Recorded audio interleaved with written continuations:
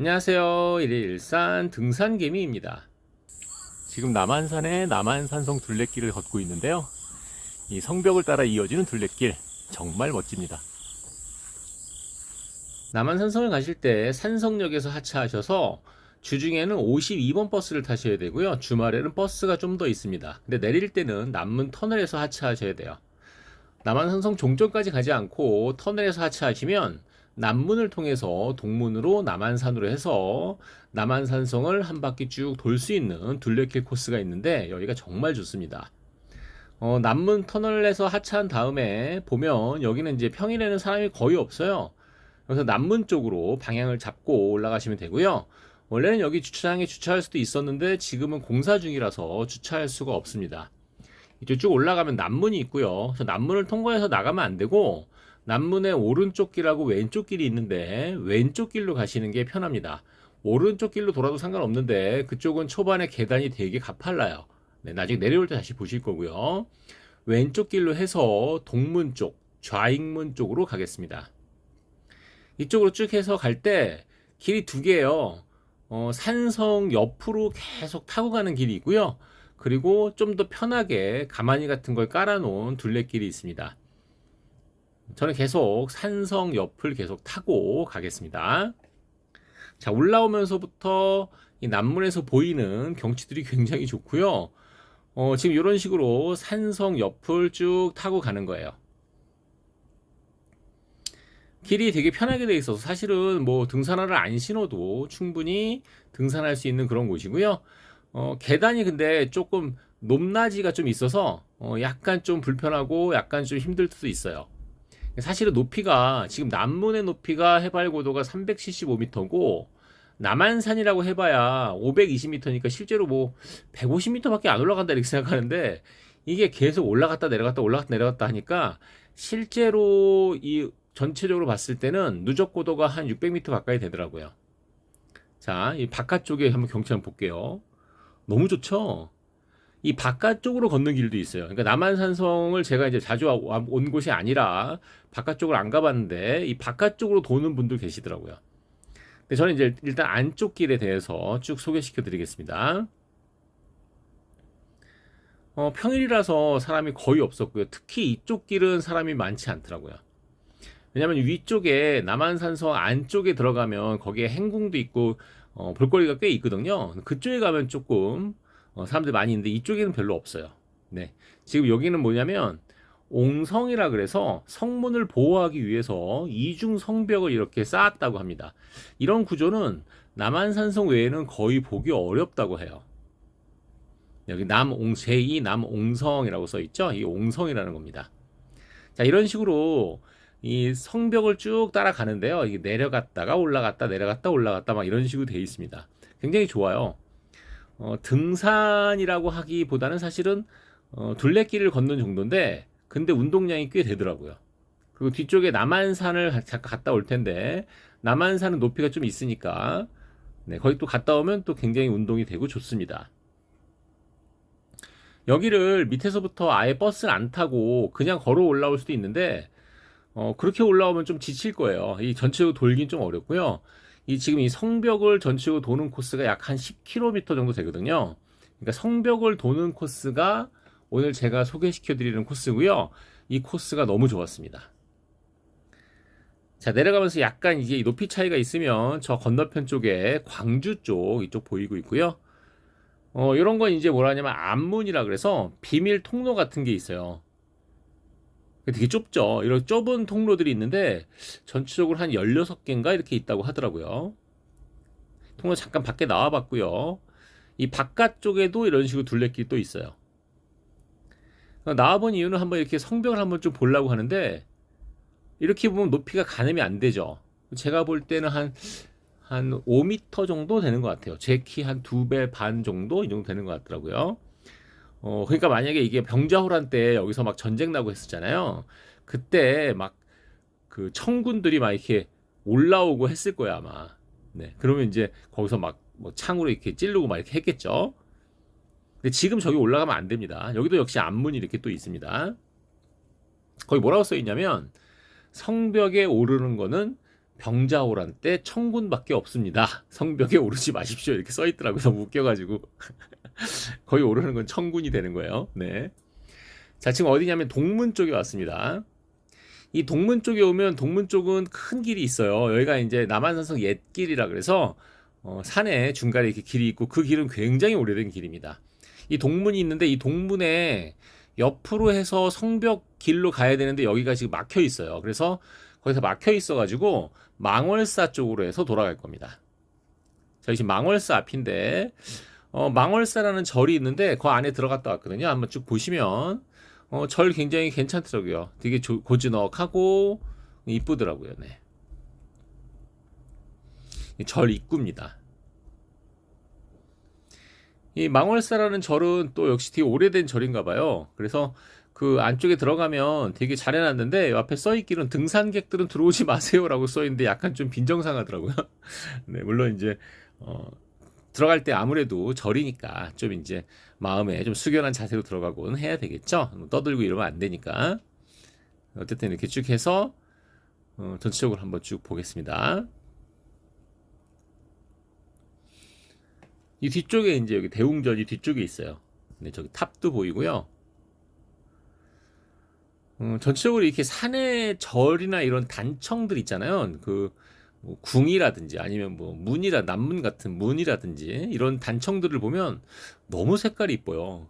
이 가을 하늘하고 이렇게 어우러지는 이 단청 색깔이 너무 이쁘더라고요. 전에 제가 이제 북악산 갈 때 북악산 갔다가 내려와서 경복궁에 가서 사진을 찍었더니 정말 예술 사진이 나오더라고요. 네, 전체로 굉장히 좋았죠? 네.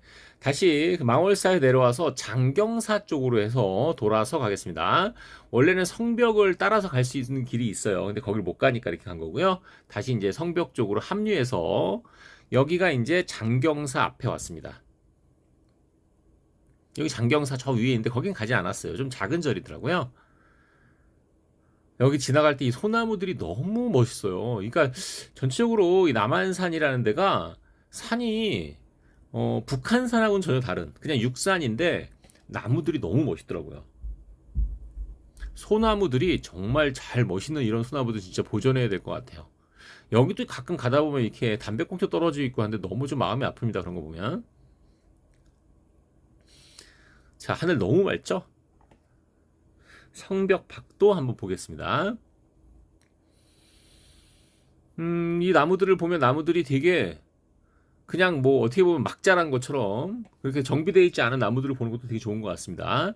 저쪽 이제 광주 쪽이거든요. 이 광주 쪽도 산들이 굉장히 많고요. 쭉 해서 이제 남한산 쪽으로 갈 거예요. 전체 방향은 이제는 이제 전승문이라고 해서 북문 쪽으로 가는데 그 가다가 남한산을 들릴 겁니다.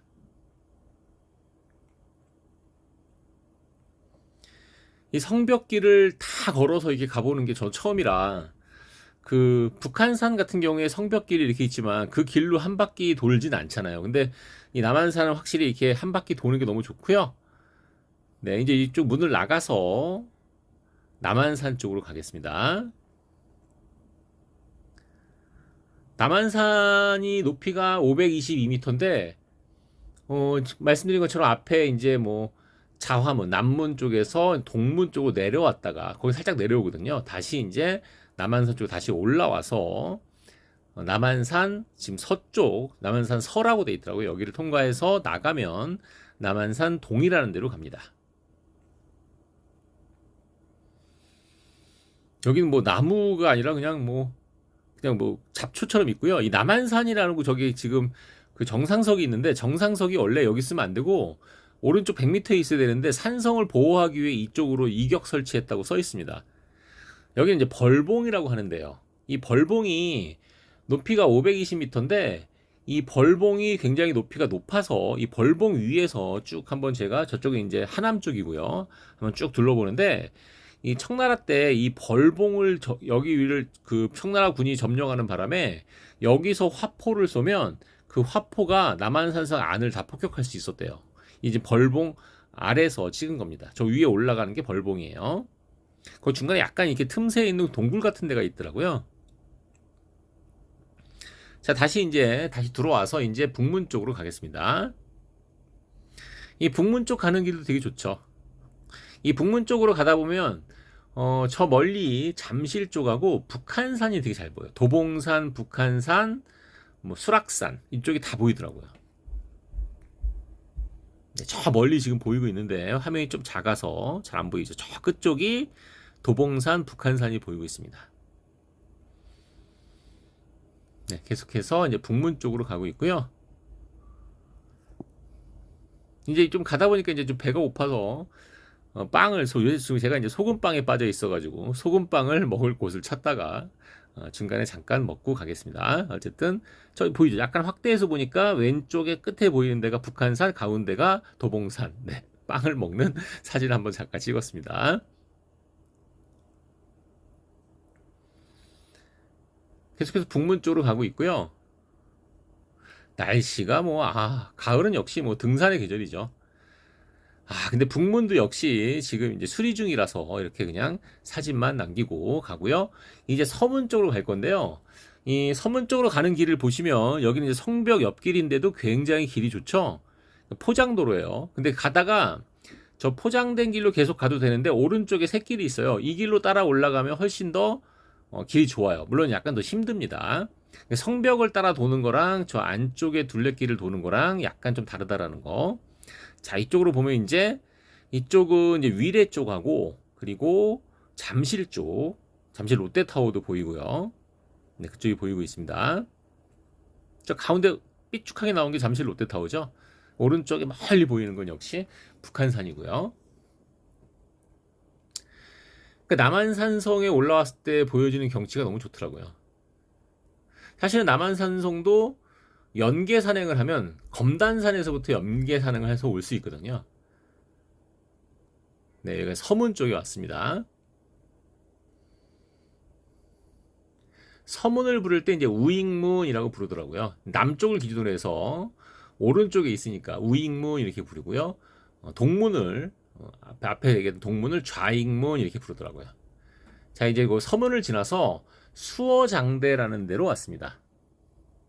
수어장대는 원래 이런 전쟁이나 이런 거 할 때 지휘하는 곳이라 그래요. 그래서 원래 5개가 있었는데 지금 이제 하나만 남아 있고요. 여기서 이제 왕도 여기서 지휘를 했다고 합니다. 네. 여기 왔는데 이제 여기 소나무도 너무 멋있고요. 역시 가을 날씨 너무 좋은 것 같습니다. 여기 저 앞에 있는 데가 수어장대라고 해서 저 2층에서 위에 올라가서 군을 지휘하고 했다고 합니다.